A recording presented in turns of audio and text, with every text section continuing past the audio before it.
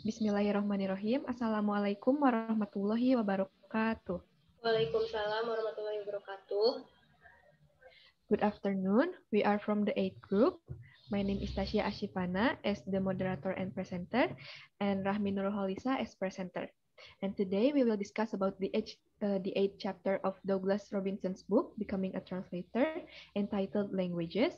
But before we start our discussion, let's say basmalah together.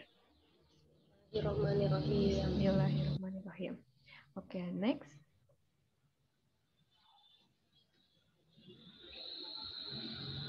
Okay, the purposes of this chapter is to increase our knowledge about language and translation. That translator don't translate words, but they translate what people do with words.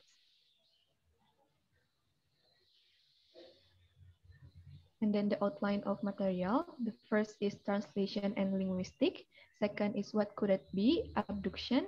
And third, doing things with word, induction.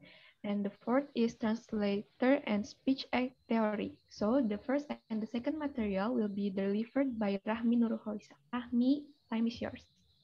Okay, thank you for moderator. Now I will going to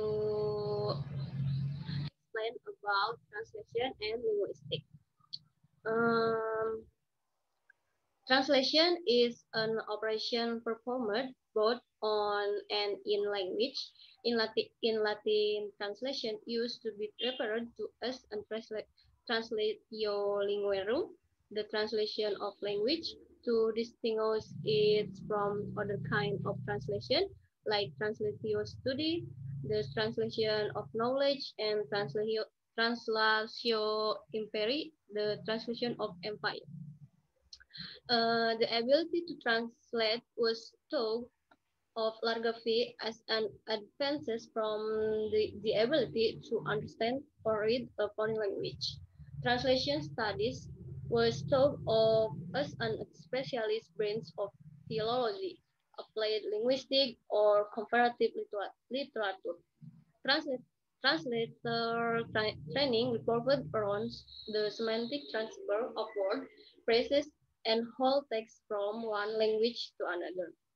Traditional linguistic approach to the study of translation began with an extremely narrow and restrictive conception of what Anthony Pym calls the external view, the demand placed on translation by guide. Next is what could be or adoption. Adoption is the leap from confusing data to a reasonable hypothesis, and it's happened even with utterance in our native language that should have been easy to understand. Sometimes blocks our ability to make sense of a language, misleading expectation, distraction, and all of a sudden what should have been easy become hard. What should have been automatic record a logical leap an adaptation. And then when the utterance or writing text is not perfectly formed, this experience is even more common. First is parents usually become skilled interpreter of their infant's language quite quickly. The infant environment constantly with new words and phrases, requiring new adaptation, but repeated exposure to the old one rapidly build up the language competence in the parent, and they calmly interpret for visitor who hear nothing but random sound. Next. What could that be? Translation may spend hours tracking down a difficult word. A translation may hate or love this part of this job, but a translation who is unwilling to do it with not less long is in the profession. Since translators are rarely paid by the hour, and the pay for word is the same word is the same for a word that requires hour to find as it is from the or n. Their financial motivation to track down the right word may be almost nil. The only reason to continue the search despite its diminishing monetary returns are: first is translator ethics. The proportional determination to submit an accurate and correct translation. Second, professional pride. The translation needs to feel good about the work or she or he does. Third is pragmatic concern for repeat business. The agency or client who is pleased with the translator work will call her or him again. And the last is a love of language, producing a deep satisfaction in the word hunt or the rightness of the right word or word. Okay, just enough for me. Thank you. I will bring back to moderator. Okay, thank you, Rahmi. So the next material will be delivered by me. Doing things with words or induction. Linguistically speaking, the translator is experiencing a transformation of what people do with words. This phrase, taken from G.L. Austin's famous book entitled How to Do Things with Words, covered all language. Language is what people do with words. The translator transforms what people do with words, but then there is nothing new. All language users transform what people do with words. All language use is repetition, but never of exactly the same thing. Even the most repetitive language use transform the old thing in some new way. More specifically, search culture people do certain things with word in the search tag, and it is the translator job to do new things with them in the target language. In the process, those things done with words undergo a sea change. At first, these changes feel like a metamorphosis or infinite variety. Every word and every sequence of word must be taken on its own. The more often one makes the trip, however, the more familiar the transformation becomes. Gradually, they begin to fall into patterns. Gradually, the translation comes to seem easier and easier.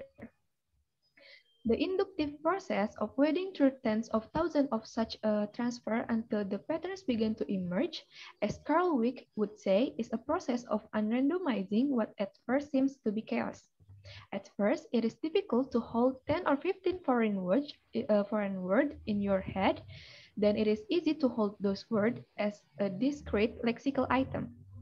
Each one has a specific meaning in your native tongue, but it is difficult to use them in a sentence or even to decipher them in an existing sentence. Gradually,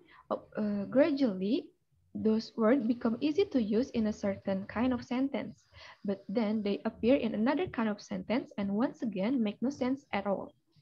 But we keep doing things with words until they start to make sense. We impose false order in them if needed and get corrected and try again. Eventually, the things we do with search language word begin to seem coherent to ourselves and eventually to others as well. The translator imposes the kind of order on the things she or he does with word that client and project manager recognize as a successful translation, mostly by imitating. When we do things, including when we do things with word, we may try very hard to do what other people do, but we will always end up doing something at least slightly new, because we can never imitate anything exactly. So the trick then is to convince other people that is slightly new thing you've done with words is a reliable production of the old thing done by the search author or speaker. This also involves imitation, like we watch what they do when they do things with word, and people with money take those things to be translation, reliable, accurate, professional translation.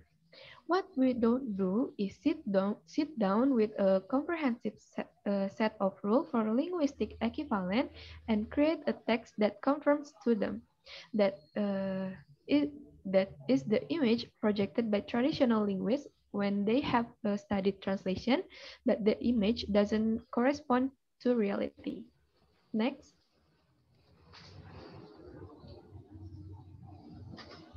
Okay. the translator and speech act theory or deduction. One of the things translator do with words is to strip for equivalent. However, there is a significant difference between imagining translators stripping for equivalent and imagining translation as an abstract pattern or structure of equivalent. If translation is an abstract structure, there are no people involved. Translation then is a simply a text. And if we shift our focus to the translator doing things with words, it becomes clear that the stripping for equivalent is one of the most important verbal action performed by the translator. In this new approach, the stripping for equivalent is the basis for deduction, not the equivalent. Stripping for equivalent is something a translator will do to satisfy a client in order to establish their professional reliability, or something a translator will do to satisfy their own sense of cultural or ideological rightness, that the way the text has to be in the target language according to the large-scale cultural norm. Confused as doing things with word, translation take linguistically remain part and parcel of all the many real-life things translator do in specific real world. Next.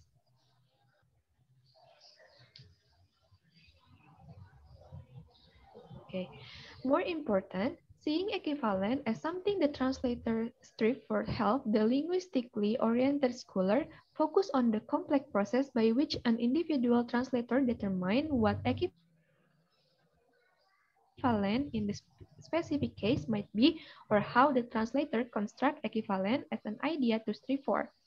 According to Torrey in 1995, these moves are the linguistic study of the translation past narrow static comparison of two texts, source and target, and out into the complex world of professional norm. Send a translation job by a client or an again, the translator has to decide what kind of text it is, what it will be most likely be used for, and thus what norms will most likely govern the client's sense of how successful it is. As seen in the book from what was written by Semioni in 1998, page 13 to 14, it can be concluded that this sort of deductive observation clearly arises out of induction.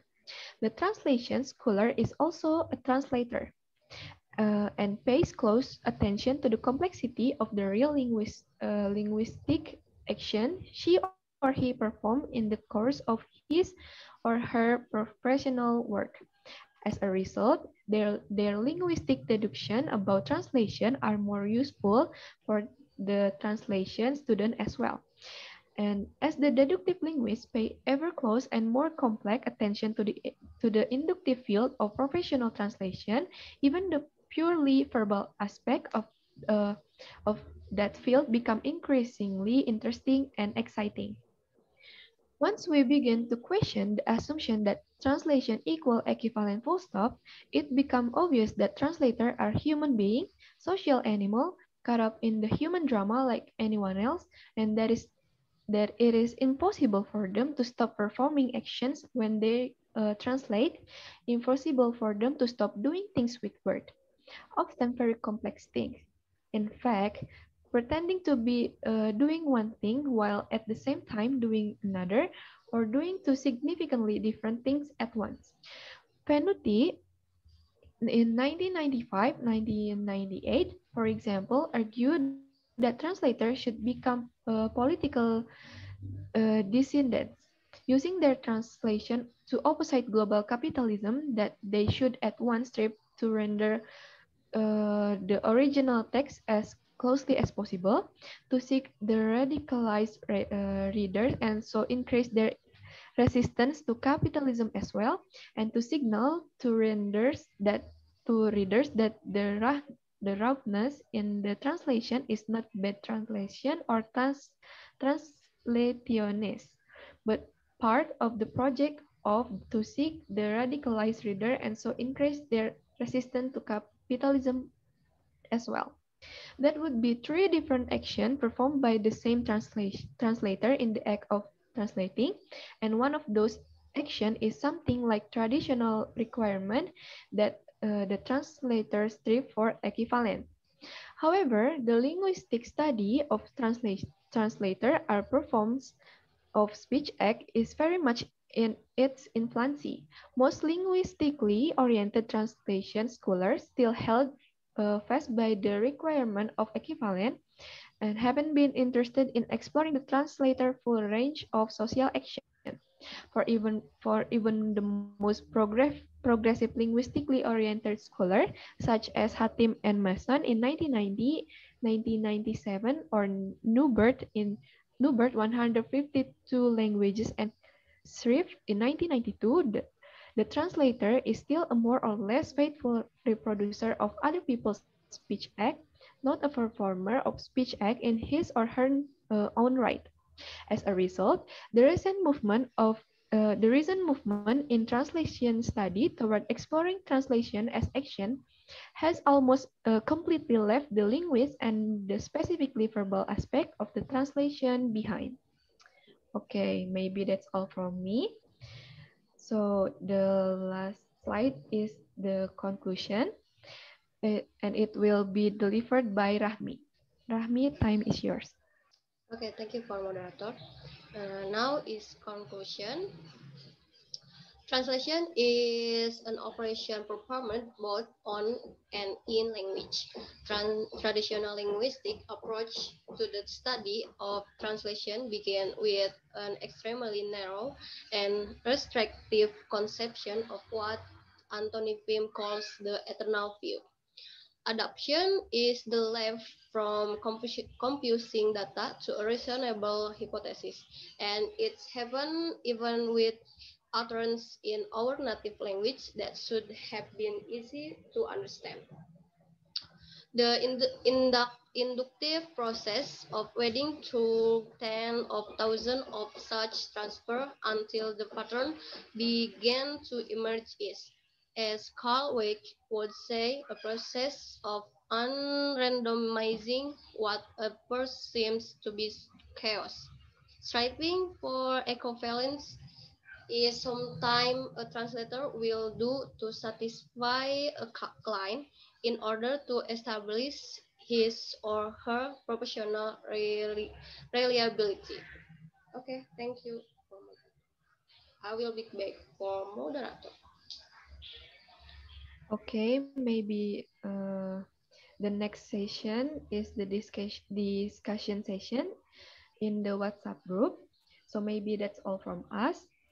Thank you. Wassalamualaikum warahmatullahi wabarakatuh. Waalaikumsalam warahmatullahi wabarakatuh.